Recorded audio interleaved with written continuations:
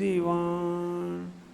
बोलो देवादिदेव आदिनाथ भगवान की, मूल नायक भगवान महावीर स्वामी की, पार्श्वनाथ भगवान की, बाहुबली गोमटेश्वर भगवान की, वास आचार्य शांति सागर जी महाराज की, वात्सल रत्नाकर दादा गुरु आचार्य विमल सागर जी महाराज की, वात्सल दिवाकर आचार्य भगवान गुरुदेव पुष्पदंत सागर जी महाराज की, विश्व धर्म की, अहिंसा में परमो धर्म की, उत्तम क्षमा धर्म की, उत्तम क्षमा धर्म की, उत्तम क्षमा धर्म की। भले परम पूज्य अहिंसा तीर प्रेता भारत गौरव मंगोदाचार्य प्रमुख सागर जी महाराज की जयकारा गुरुदेव का। धर्म स्नेह भव्यात्माओं, धर्म स्नेह भव्यात्माओं, पूजा में आप लोग पढ़ रहे हैं उत्तम क्षमा गहो रे भाई, उत्तम क्षमा गहो रे भाई, ई भव जस पर भव सुखदाई। इस भव में जस मतलब यश मिलता है और पर भव में सुखदाई। गाली सुन मन खेद न आनो, गुण को अवगुण कहे अयानो। आप विचार करके रखना, जो समझदार नहीं है ना, वो तुम्हारे गुणों को भी अवगुण कहेगा। उसके अवगुणों को कहने से तुम अपने मन में खेद मत लाओ। कही है आयनो वस्तु छीने, कोई तुम्हारा सामान भी छीन ले। आयानो मतलब अन्न। बांध मार बहुविध करे, तुम्हें बांधेगा भी मारेगा भी, बहुत प्रकार से तुम्हें सताएगा भी। घर ते निकारे तन विदारे, घर से भी निकाल दिया, तन से भी विदार दिया। वैर जो ना तहां धरे। आप विचार करके रखना, वहां पर भी बैर की गांठ नहीं है। पढ़ा होगा ना, उत्तम क्षमा गहो रे भाई, ई भव जस पर भव सुखदाई। गाली सुन मन खेद न आनो, गुण तो अवगुण अवगुण कहो आनो। कहीं है आयनो वस्तु छीने, बांध मार बहुविध करें। घर ते निकारे तन बिदारे, बैर जो नाता धरे।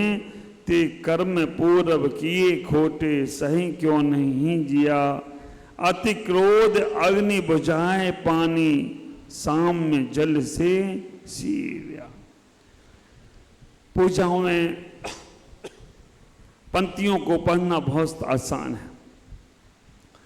आप विचार करके रखना, उत्तम क्षमा धर्म की बात आचार्य यहां पर कह रहे हैं, ज्ञानी मनीषी यहां पर कह रहे हैं, विद्वान यहां कह रहे हैं। और आपको आश्चर्य होगा,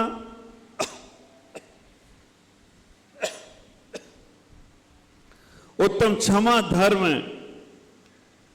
उत्तम क्षमा धर्म, आपको आश्चर्य होगा कि उत्तम क्षमा और मोक्ष ये दो तत्व हैं।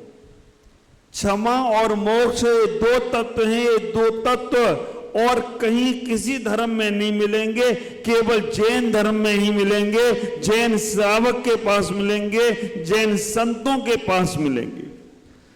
क्यों?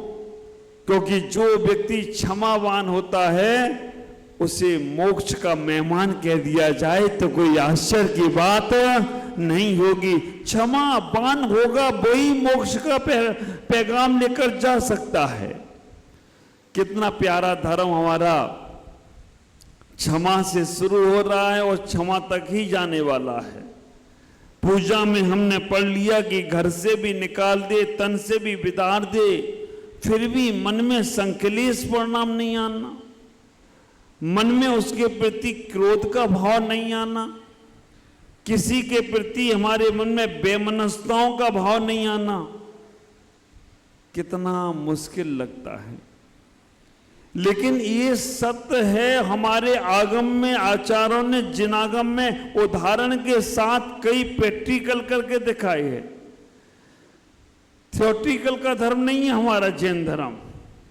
हमारा जैन धर्म प्रैक्टिकल का धर्म में है। भव्य साहब को तुम बहुत भव्य जीव हो, तुम बहुत पुण्यशाली जीव हो, क्योंकि तुम्हारा जैन धर्म में जैन कुल में जन्म हो गया। जैन कुल में जन्म लेने के बाद तुम्हारे पास पर्युषण के 10 दिन में साधना, संस्कार, श्रावक संस्कार में बैठने का समय मिल गया। ये 10 दिन तुम्हारे खाली नहीं जाना चाहिए। ये 10 दिनों में तुम्हें अपनी आत्म तत्व को उन तत्वों से भरना है जिन तत्वों को हमारे मुनिराजों ने जिया है, जिन तत्वों को हमारे आचार्य परमेश्वरी के मूल गुणों में आया है, जिन तत्वों के माध्यम से हमारे इस तन को, इस काया को संसार की माया से हटाकर परमात्मा की छाया में जोड़ने का प्रयास किया गया है। ये वो धर्म है तुम्हारा उत्तम क्षमा धर्म। विचार करके रखना, हमारे जीवन में कितने खटरोग चल रहे हैं। सुबह से शाम तक हर बात पर हमें कहीं ना कहीं कोई मन खराब करने वाला मिल जाता है, कोई मेरी बात काटने वाला मिल जाता है, कोई मेरी धरोहर को हड़पने वाला मिल जाता है, कोई हमारे साथ दुर्व्यवहार करने वाला मिल जाता है। ख्याल करके रखना, अनुकूलताओं में शांत रहना कोई आश्चर्य की बात नहीं है। हाँ, सब हाथ जोड़ के खड़े हों और तुम कहो कि मैं बहुत शांत रहता हूं, ये बहुत बड़ी बात नहीं है। सब तुम्हारी इच्छाएं पूरी कर रहे हैं और तुम कह रहे हो मैं बहुत शांत रहता हूं, ये बहुत बड़ी बात नहीं है। भोग भूमि के जीवों को क्रोध नहीं आता है, क्योंकि उन्हें संसार से मतलब ही नहीं, वो तो कल्प वृक्ष से अपनी व्यवस्थाएं पूरी कर लेते हैं। ख्याल करके रखना, अनुकूलताओं में शांत रहना कोई आश्चर्य की बात नहीं है। जब वातावरण पूरा प्रतिकूल हो, चारों तरफ से तन तुम्हें दुखी कर रहा हो, मन तुम्हें दुखी कर रहा हो, तुम्हारा परिवार तुम्हें दुखी कर रहा हो, तुम्हारे अपने मिलने जुलने वाले लोग तुम्हें दुखी कर रहे हो, और तो और जिनसे तुम चाहते हो ये मेरा सब कुछ करेंगे वो भी तुम्हें दुखी कर रहे हो, उसके बाद मन में परिणामों में शांति पना लाना, उसके बाद मन परिणाम निर्मल रखना, तब समझ के रखना कि उत्तम क्षमा को अब तुम स्वीकार कर रहे हो तो कोई आश्चर्य की बात नहीं होगी। ख्याल करो, हम इस धर्म को प्रैक्टिकल जीवन में लाने का प्रयास करें। जब तुम्हारे पास तुम्हारी इच्छाओं की पूर्ति नहीं हो रही है, जब तुम्हारे पास तुम्हारे साथ दुर्व्यवहार हो रहा है, तब तुम्हारे परिणामों में, तुम्हारे भावों में, तुम्हारे मन में क्या विचार आ रहा है। ख्याल करो, उत्तम क्षमा धर्म जो हमें निर्वाण की प्राप्ति के लिए हमारे जीवन को व्यवस्थित करने का प्रयास करता है, कितना प्यारा धर्म है। और हमारे आचार्यों ने, ज्ञानी मनीषियों ने इस धर्म को कैसे कैसे स्वीकार किया। पारसनाथ भगवान जिनके ऊपर कमठ उपसर्ग करता ही रहा, एक भव नहीं, 2 भव नहीं, 3 भव नहीं, कमठ उपसर्ग बार बार करता रहा। ओले सोले पत्थर पानी सब बरसाए, उसने अपनी मनमानी की, लेकिन हर जन्म में कमठ को पारसनाथ क्षमा करते रहे हो तो कोई आश्चर्य की बात नहीं है। 10 भव लग गए उन पारसनाथ को, उस कमठ को क्षमा करते रहे, और क्षमा करते रहे तो एक दिन क्षमा के साथ साथ मोक्ष चले गए। पारसनाथ भगवान को ही मत देखो, और भी अगर हम देखने का प्रयास करते हैं, राजा सैनिक,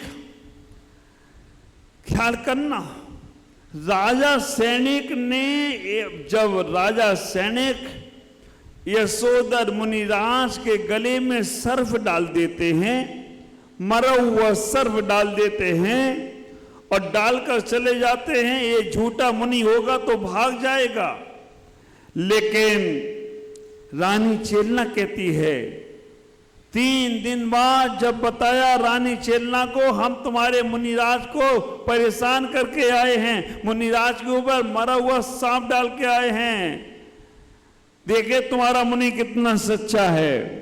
विचार करना, जब रानी चेलना को मालूम पड़ा, रानी चेलना ने कहा चलो वो मुनिराज के ऊपर सांप डाला, उनको उसका निवारण करना है। और रानी चेलना जब वहां गई, राजा सैनिक ने बोला वो तो भाग गए होंगे, लेकिन रानी चेलना जब वहां गई तो देखा मुनिराज सुदर ध्यान मुद्रा में बैठे हुए हैं, ध्यान मुद्राओं में लगे हुए हैं। राजा सैनिक नतमस्तक हो गया। हमने तो सोचा था कि ये मुनिराज चले जाएंगे। विचार करके रखना, वो मुनिराज वहां बैठे रहे, रानी चेलना ने उनके गले का सर्पहार दूर कर दिया। चींटियां चढ़ गईं, पूरे शरीर को चींटियां काटने लगी। मुनिराज को तंच मात्र भी विकल्प नहीं रहा। अब कैसे उन चींटियों को नीचे उतारा जाए, आप देखना, एक सद श्रावक अहिंसा धर्म का पालन भी करना है, कर्तव्य का पालन भी करना है और जीव की रक्षा भी करके उस उपसर्ग को निवारण भी करना है। रानी चेलना ने मुनिराज के चारों तरफ चीनी डाल दी, मीठा पदार्थ डाल दिया।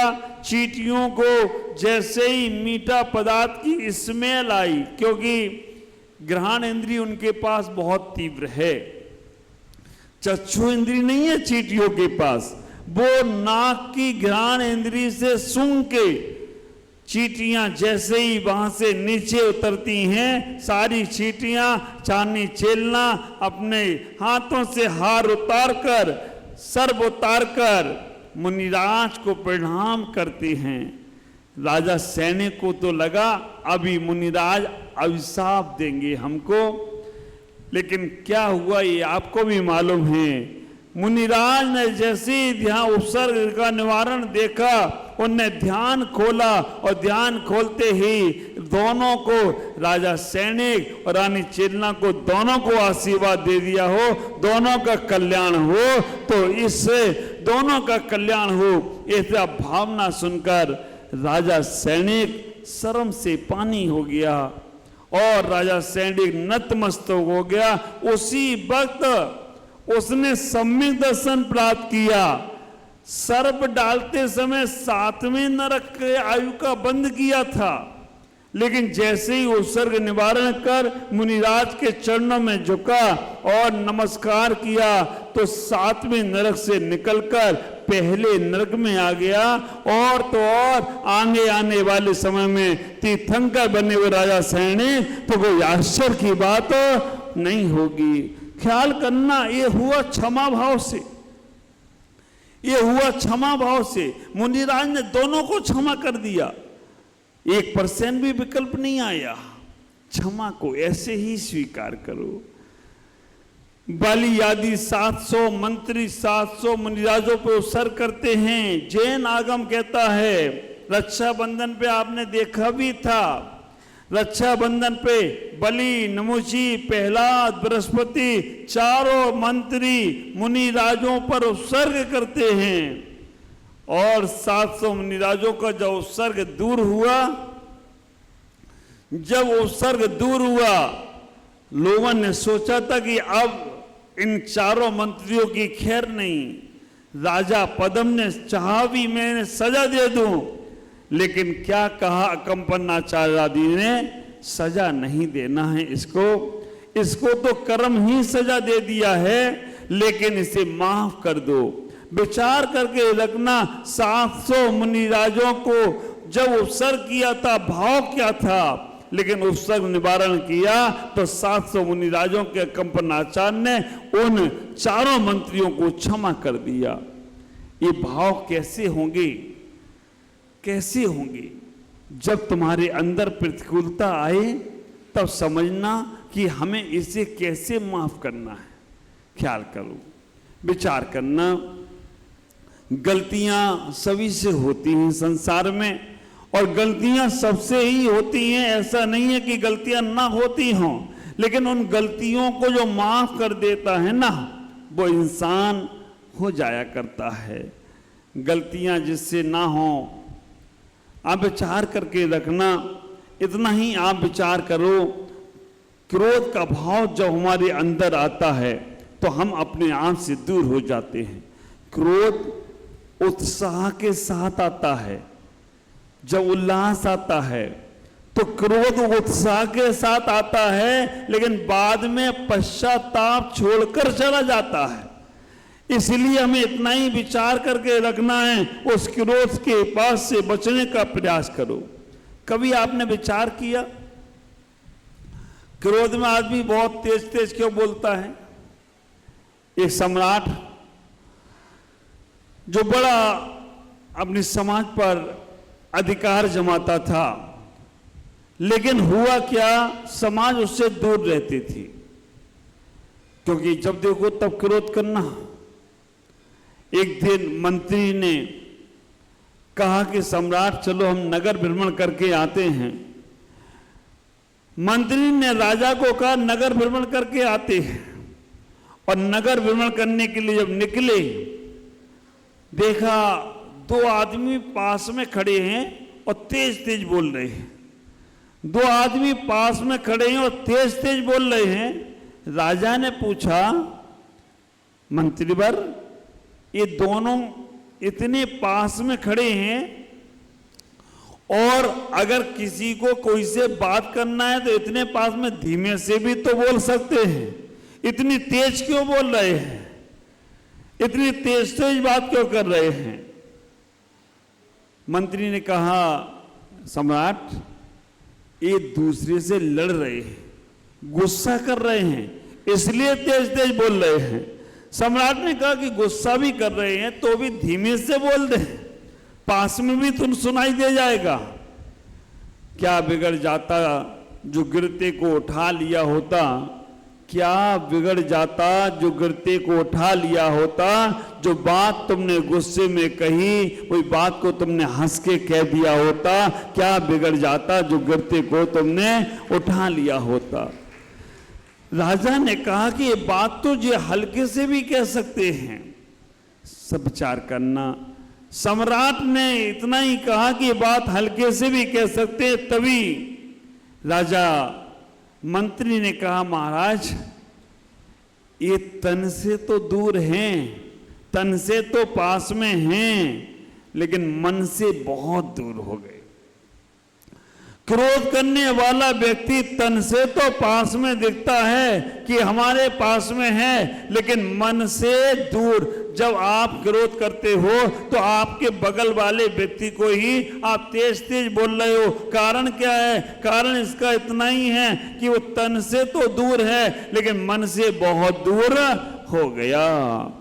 गुस्सा करने वाला, क्रोध करने वाला जीवन में, घर में जब पहुंचता है तो घर का माहौल बिगड़ जाता है, घर का वातावरण बदल जाता है। क्रोधी व्यक्ति को आप विचार करके रखना, उसका ऐसा समय आ जाता है कि वो क्रोध के कारण से अपने आपे से बाहर चला जाता है, अपने आप से बाहर चला जाता है। और उस क्रोध करने वाले को विचार करके रखना, कभी भी कैसा भी व्यक्तित्व हो उसका, लेकिन कभी भी वो क्रोध से उसको जीत नहीं पाता है। क्रोध की जीत से तो हार अच्छी है। किसी को क्रोध से मार देना तो मर जाएगा जान से, एहसान से मार दो सर ना उठा पाएगा। इतना ही विचार करना। क्रोधी व्यक्ति को आप अपने जीवन में कभी भी प्रवेश नहीं देना चाहते। मुझे तो आश्चर्य होता है, आदमी को क्रोध अच्छा नहीं लगता है, खुद के खर्राटे अच्छे नहीं लगते हैं, दूसरे के खर्राटे अच्छे नहीं लगते हैं, लेकिन खुद के खर्राटे ले तो उसे कुछ पता भी नहीं चलता है। ख्याल करो, क्रोधी व्यक्ति बड़ा जहरीला हो जाता है। जब क्रोधी व्यक्ति क्रोध करता है ना, तो क्षमा धर्म से दूर हो जाता है, और क्षमा धर्म से दूर हुआ तो मोक्ष से भी दूर हो जाता है। क्रोधी व्यक्ति को उतना ही विचार करके रखना है, उसके शरीर में जहर बनने लगता है। क्रोध करना है तो मेरे जैसा करा करो। मैं सुबह आया, मंच पे देखा सारी अस्त व्यस्त व्यवस्थाएं, आके मैंने क्रोध किया। कैसा क्रोध किया? क्यों भाई? कैलाश जी, हाँ कैलाश जी, हाँ कान पकड़ रहे, महाराज गलती हो गई। गलती नहीं हुई, मैंने क्रोध किया, करना है तो है, लेकिन मन में 1% भी किसी के प्रति गलत भाव नहीं है, 1% भी मन में किसी के प्रति द्वेष का भाव नहीं है, मन में 1% भी किसी के प्रति विद्वेष का भाव नहीं है। हाँ इतना जरूर है, व्यवस्था पग व्यवस्था तो कर रहे हैं, लेकिन थोड़ी अनुकूलता और थोड़ी प्रतिकूलता में मन खराब होता है। तो आप विचार करके रखना, क्रोध शारीरिक हो, मानसिक नहीं होना चाहिए। मानसिक क्रोध होते ही तुम्हारे कई जन्म बिगड़ जाएंगे, और शारीरिक क्रोध भी खराब तो करता ही है। थोड़ी देर मुझे चेहरा बनाना पड़ गया, विचार करके रखना, चेहरा बनाया तो मन भी हुआ हंसने का, तो हंस नहीं पाए। क्यों? लोग कहेंगे अच्छा अभी गुस्सा कर रहे थे महाराज, अभी हंसने लगे, लगता है महाराज। आप विचार करके रखना, इतना ही है। मैं उदाहरण अपना इसलिए दे रहा हूं कि तुम्हारा भी जीवन ऐसा होता है, लेकिन तुम बैर की गांठ बांध लेते हो। साधु का क्रोध भी पानी पर खींची गई रेखा के समान है। तो मैं अपना उदाहरण इसलिए दे रहा हूं क्योंकि अगर तुम्हें कभी अपनी कोई बात है, अगर घर में परिवार में कहीं क्रोध करना पड़े करो, लेकिन एक बात का ख्याल करना, तात्कालिक अपने मन को बदल लेना, मन को खराब नहीं होने देना। तन से क्रोध करोगे तन बिगड़ेगा, और मन से क्रोध करोगे तो जीवन बिगड़ जाएगा। अगर मन में किसी ने कसाय भाव बंद कर लिया, किसी के प्रति भी कसाय का भाव आ गया, तो समझ के रखना तुम्हारा मन बिगड़ते ही तुम्हारा पूरा जीवन बिगड़ जाएगा। और मैं तो अक्सर कहता हूं ना, जब कभी तुम्हें क्रोध आए तो अपने बच्चों से कह देना, बेटा जब मैं गुस्सा करूं तो और कुछ नहीं करना, मेरी एक फोटो खींच लेना बस, और फिर अपनी फोटो को बंदर के चेहरे से मिलाना। बंदर का चेहरा और तुम्हारा चेहरा कोई अंतर नहीं होगा, क्रोध में एक तरह से ही होने वाला है। बहुत से लोग बोलते हैं महाराज क्रोध को जीतने का कोई उपाय बता दो, है ना। एक सेठ जी गए तीर्थ बंदना पर, वो हमेशा कुछ ना कुछ छोड़ जाते थे, त्याग कराते थे। एक बार वो क्रोध ही छोड़ाए।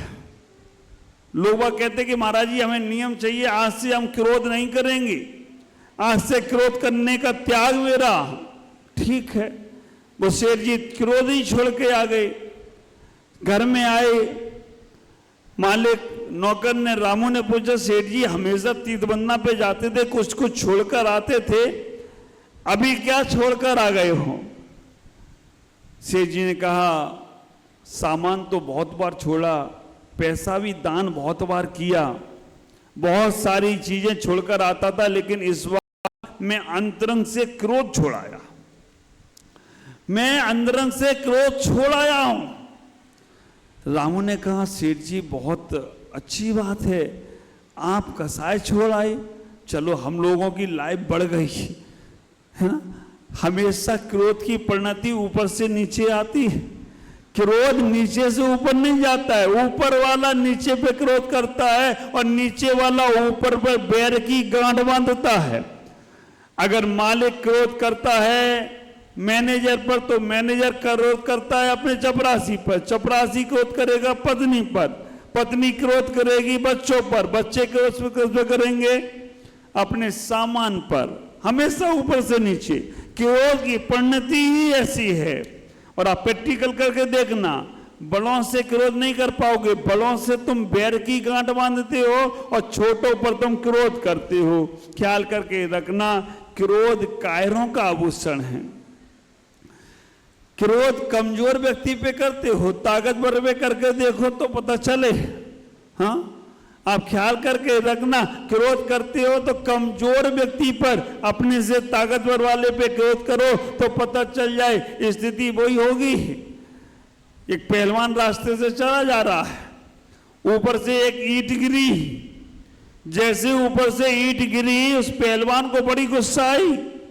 उस पहलवान ने कहा, ये समझता नहीं है, ऊपर से ईंट फेंकी है और मेरे सर पे लगता तो मेरा क्या होता। आज इस घर वालों को, परिवार वालों को इसी ईंट से मारूंगा। वो गुस्से में, क्रोध में ईंट को लेकर गया छत पर, और छत पर जाकर देखता है कि 4-5 पहलवान को अखाड़े में कसरत कर रहे हैं। 4-5 पहलवान वहां पर एक्सरसाइज कर रहे हैं। जैसे उसने देखा 4-5, उन्होंने पूछा, क्यों रे, कैसे आया? कुछ नहीं भाई साहब, आपकी ईंट गिर गई थी, उसे वापस करने आया। आप विचार करके रखना, जैसे ही अपने से ताकतवर देखा तुम्हारी हवा गुम हो जाती है। मुझे तो आश्चर्य ये लगता है कि तुम्हारा गुस्सा भी उन पे निकल रहा है जो तुम्हारे सामने कमजोर हैं। एक बार ताकतवर पे निकालोगे, देखो ना, घर में गुस्सा करना बहुत आसान है, पड़ोसी पे करके देखो तो पता चल जाए। हाँ, अपनी समाज में लड़ना झगड़ना बहुत आसान है, पड़ोस की समाज से लड़के देखो तो मालूम पड़ जाए तुम्हारी गुस्सा कितनी है। हाँ, आप विचार करके रखना, अपनी जगह पर अपने काम के लिए लड़ना बहुत आसान है, लेकिन जब दूसरे से जाके करते हो ना, ये तो तुम गनीमत समझो, तुम्हारे लोग तुम्हारी गुस्सा को सहन कर रहे हैं। हाँ, कई बार ये होता है ना, माँ अपने बच्चों को बोलती रहती है ना, देखो वो फलाने के बच्चे कितने अच्छे, फलाने के बच्चे कितने अच्छे, माँ बोलती रहती है। एक गनीमत है कि बच्चे नहीं बोल रहे हैं। बच्चे बोलने लग गए ना, फलाने की माँ देखो कितनी अच्छी, तो फिर तुम कम काम के नहीं रहोगे। विचार करके रखना, क्रोध के कारण से आदमी अपना आपा छोड़ भूल जाता है, अपने वचनों को भूल जाता है, अपनी जुबान पे लगाम नहीं रहती है। क्या क्या नहीं बोल जाते गुस्से में। आप ख्याल करना, माता बहनें कई बार जब गुस्सा बहुत आता है बच्चों को, जब बच्चे बात नहीं मानते हैं, बच्चे बात नहीं मानते हैं, माँ बाप बच्चे को ऐसे शब्द बोल देते हैं, ये मर जाता तो अच्छा होता। और अगर उस वक्त तुम्हारी वाणी पे सरस्वती बैठ जाए तो क्या होगा? वाणी पे सरस्वती बैठे या ना बैठे, लेकिन कर्म तो तुम्हारी वाणी पर बैठे ही बैठे हैं। इस जन्म में ना हुआ तो अगले जन्म में मिलेगा इसका फल। जो तुम्हारे मुख से शब्द निकल रहे हैं उनका प्रभाव तो दूसरों पे पड़ रहा है, लेकिन जो तुम्हारे मन में चल रहा है उसका प्रभाव तुम पे भी पड़ रहा है। ख्याल करना, बहुत सी बार पिता भी अपने बच्चे को गुस्से में क्या क्या नहीं बोलता है, कैसे अपशब्द सुनने में भी तुम्हें अच्छे नहीं लगेंगे। उल्लू के पट्टे, गधे के बच्चे, सुअर की औलाद। बच्चे ने बोल दिया जो कुछ भी हूं मैं तुम्हारा ही हूं। अब बताओ क्या करोगे? उल्लू का हूं पट्टा तो तुम उल्लू, में तुम्हारा पट्टा। सुअर की औलाद हूं तो तुम सुअर, में तुम्हारी औलाद। गधा का बच्चा हूं तो गधे तुम, में बच्चा। क्या होगा? क्या ख्याल करना, हमें वो क्रोध जब आता है ना तो उत्साह के साथ आता है, लेकिन बाद में पश्चाताप छोड़कर जाता है। माता बहनें क्रोध में बच्चों को दुग्धपान ना कराएं, नहीं तो बच्चों के शरीर में वो दुग्धपान जहर का काम करता है। क्रोध में आप भोजन ना करें, क्रोध में किया हुआ भोजन शरीर में विषाक्त बन जाता है, जहर बन जाता है। डॉक्टरों ने इस बात का रिसर्च किया।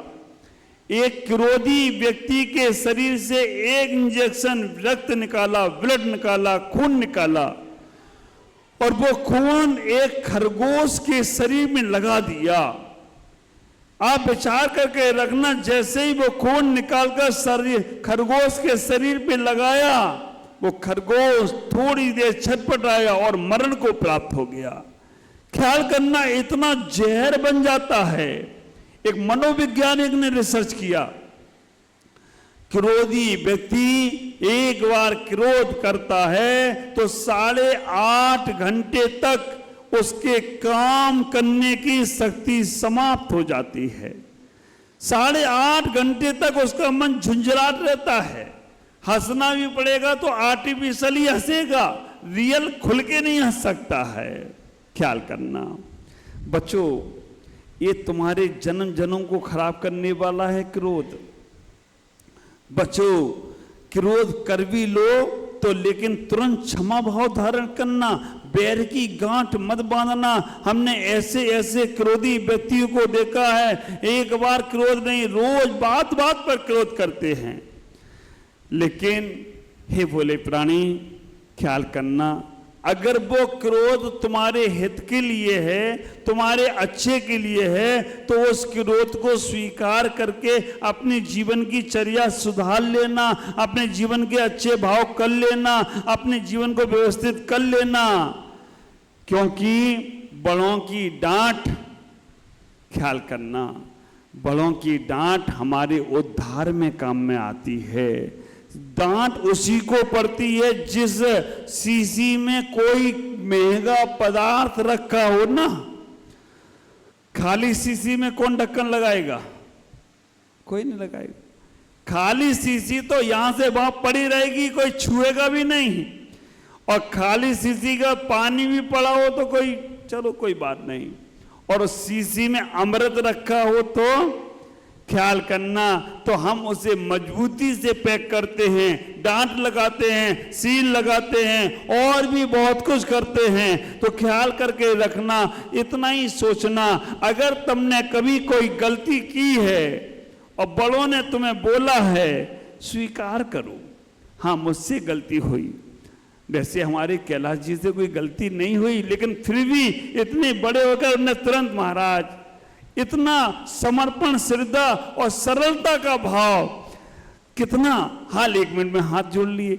ऐसे ही कि हमसे कभी भी कोई भी व्यक्ति हो, अगर किसी ने तुमको कुछ बोला है, गलती हो गई, तो धीमे से हाथ जोड़ लो। आप विचार करके रखना, हाथ जोड़ने से, कहते ना, हाथ जोड़ो पीछा छोड़ो, झगड़े से पीछा छूट जाएगा। हाथ मिलाना हमारी संस्कृति नहीं है, हाथ जोड़ना हमारी संस्कृति। हाथ कौन मिलाता है? आपने देखा होगा अखाड़े में जब 2 पहलवान जाते हैं तो दोनों पहलवान हाथ जोड़कर लड़ाई लड़ते हैं या हाथ मिला के लड़ते हैं? WWF देखते हो? हाँ, आप विचार करके रखना, दोनों हाथ मिलाते हो लड़ना शुरू। तो हाथ मिलाने की संस्कृति हमारी नहीं है, हमारी संस्कृति है हाथ जोड़ने की। हाथ जोड़ने से विवाद समाप्त हो जाते हैं।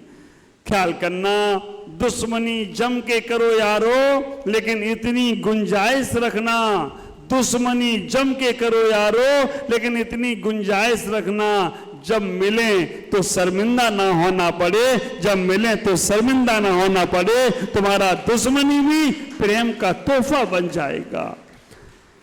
ऐसा क्या, जब थोड़ी सी बातचीत हुई और हमने मुंह देखना बंद, बोलचाल बंद, बोलचाल से तो हमारी बोलचाल शुरू हुई और बोलचाल से बोलचाल बंद, ऐसे कैसे काम चलेगा? ख्याल करके रखना, कांटा कांटे को निकालता है, लोहा लोहा को काटता है। अगर तुम्हारी बोलचाल से बोलचाल बंद हुई है तो मौन रहने से बोलचाल शुरू होने वाली है क्या? बोलचाल से बोलचाल बंद हुई है तो बोलचाल से बोलचाल शुरू भी हो सकती है। हम एक दूसरे से बोलना चालना शुरू करें, उन विषयों को, उन विवादों को टालने का प्रयास करें। इतना ही विचार करना, ऐसा मानव जीवन तुम्हें बार बार नहीं मिलेगा, ऐसा जैन कुल तुम्हें बार बार नहीं मिलेगा, ऐसा जैन धर्म तुम्हें बार बार नहीं मिलेगा। अभी तुम्हारे पास अच्छी सोच है, अच्छे विचार हैं, अच्छे भाव हैं, जिससे भी कभी कोई कहा सुनी हो गई हो, क्षमा मांग लेना। उत्तम क्षमा धर्म से शुरू हो रहा है और क्षमा वाणी पर जाकर पूर्णता को प्राप्त होगा। और जिसके हृदय में क्षमा, क्षमा उत्तम क्षमा गहोरे भाई, ई भव जस पर भव सुखदाई। ये बात बहुत गहरी है, ख्याल करो। क्रोध माचिस की तीली के समान है। माचिस की तीली देखी? हाँ, एक बच्चे को एक माँ ने कहा, बेटा बाजार जाओ, सामान खरीद के लाना, माचिस चेक करके लाना, माचिस की तीली जलती है कि नहीं जलती है। गया बच्चा बाजार, माचिस लेके आया, खाली डब्बी मम्मी को दे दी। मम्मी ने कहा, ये क्या, इसमें तीली नहीं है? बच्चे ने कहा, माँ तुमने कहा था ना चेक करके आना, मैंने सब जला के देगी। सब जल रही थी, सब जल रही थी। हो गया काम। क्रोध तीली के समान है, ख्याल करके रखना। वो माचिस की तीली पहले स्वयं जलती है, फिर दूसरे को जलाने का प्रयास करती है। ऐसे ही क्रोधी व्यक्ति पहले खुद परेशान होता है, ख्याल करना। क्रोधी व्यक्ति पहले खुद परेशान होता है, बाद में दूसरा परेशान होगा। क्रोध करने का मतलब है दूसरों की सजा स्वयं को देना। गलती दूसरी कर रहा है, क्रोध करके सजा तुम अपने आप को दे रहे हो, क्योंकि परिणाम तुम अपने खराब कर रहे हो। क्रोध करने का मतलब है दूसरों की सजा स्वयं को देना। क्रोध हवा का वो झोंका है जो बुद्धि के, विवेक के दीपक को बुझा देता है। क्रोधी व्यक्ति विवेकहीन हो जाता है। क्रोध तुम्हारी बुद्धि के दीपक को, क्रोध समस्याओं का समाधान नहीं है, क्योंकि क्रोध अपने आप में एक समस्या खुद है। जब क्रोध होता है ना तो समस्या शुरू हो जाती है। जो व्यक्ति अपने गुस्से को नियंत्रण में नहीं रख सकता है, वे व्यक्ति अकारण तनाव में गिर जाता है। तुम अगर अपने गुस्से को नियंत्रण में नहीं रखोगे ना तो तनाव में घिर जाओगे। ख्याल करना, गुस्सा आए उस पर नियंत्रण रखने का प्रयास करो। सुबह से शाम तक काम करने का आदमी में जितनी थकान नहीं होती, सुबह से शाम तक जितनी मेहनत करो उतनी थकान नहीं होगी। लेकिन एक बार क्रोध कर लिया तो समझ के रखना, इतना शरीर थक जाएगा कि तुम कुछ नहीं कर सकते हो। विचार करना, क्रोधी व्यक्ति अपने आप को सफलता के लिए ले जाता है, लेकिन वो क्रोधी व्यक्ति दूसरे के हाथ की कठपुतली बन जाता है। मूर्ख मनुष्य क्रोध को जोर से शोर से करता है, किंतु बुद्धिमान शांति से उसको बस में करने का प्रयास करता है। क्रोध व्यक्ति, इतना ही विचार करना, हम अपने जीवन में अपने स्वभाव को पहचानने का प्रयास करें, अपने उस जीवन में उस क्रोध से बचने का प्रयास करें। समझदारी से क्रोध को जीता जा सकता है। वो शेर जी ने बोला, मैं क्रोध छोड़ आया हूं। रामू ने पूछा, अच्छा शेर जी आप क्रोध छोड़ आए हो? ने हाँ छोड़ आया हूं। 2 बार रामू ने फिर पूछ लिया, मालिक क्या छोड़ आए हो? रामू मैं क्रोध छोड़ आया हूं। फिर दोपहर में पूछ लिया, मालिक मैं भूल गया आप क्या छोड़ आए हो? रामू के बच्चे मैं क्रोध छोड़ आया हूं। अच्छा, फिर 1 घंटे बाद पूछ लिया। जैसे ही अब रामू दिखा, शेर जी ये रामू मैं क्रोध छोड़ आया हूं। हाँ मालिक आप क्रोध छोड़ आए? मालिक शाम को जैसे ही रामू ने मुंह खोला, शेर जी ने उतारा जूता। इधर आ रामू के बच्चे, अरे शेर जी क्या हुआ? मैं क्रोध छोड़ आया हूं। आगे रामू, पीछे शेर जी। शेर जी क्या छोड़ आए थे? क्रोध छोड़ आए थे। अनुकूलता में तो सब छूटा है, लेकिन प्रतिकूलता में रामू आगे सेठ जी पीछे पड़ जाएं तो कोई आश्चर्य की बात नहीं है।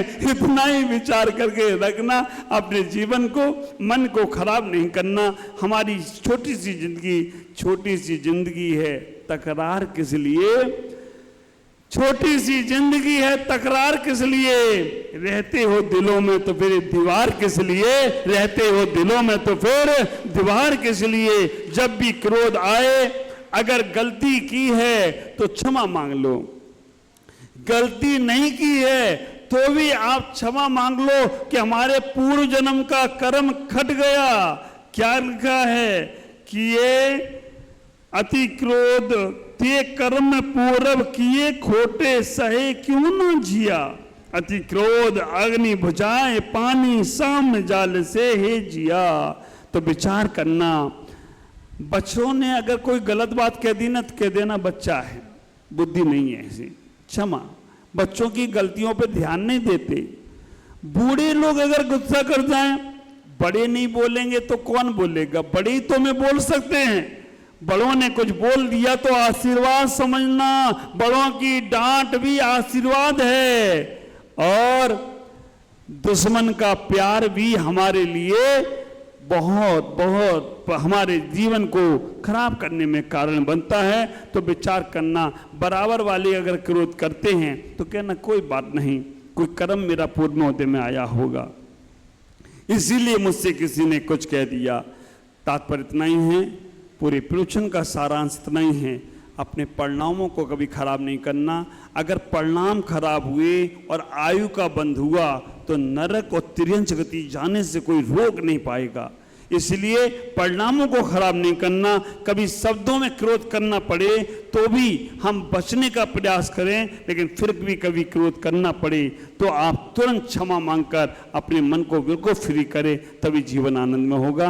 ओम नमः जय गुरुदेव। ओम ह्रीं उत्तम क्षमा धर्मंगाय नमः। ओम ह्रीं उत्तम क्षमा धर्मंगाय नमः। ओम ह्रीं उत्तम क्षमा धर्मंगाय नमः। इसकी सबको एक एक माला फिरना है। ओम ह्रीं नमो अरते सर्व रक्ष रक्ष ह्रूं फट स्वाहा। ओम ह्रीं नमो अरते सर्व रक्ष रक्ष ह्रूं फट स्वाहा। ओम ह्रीं नमो अरते सर्व रक्ष रक्ष ह्रूं फट स्वाहा।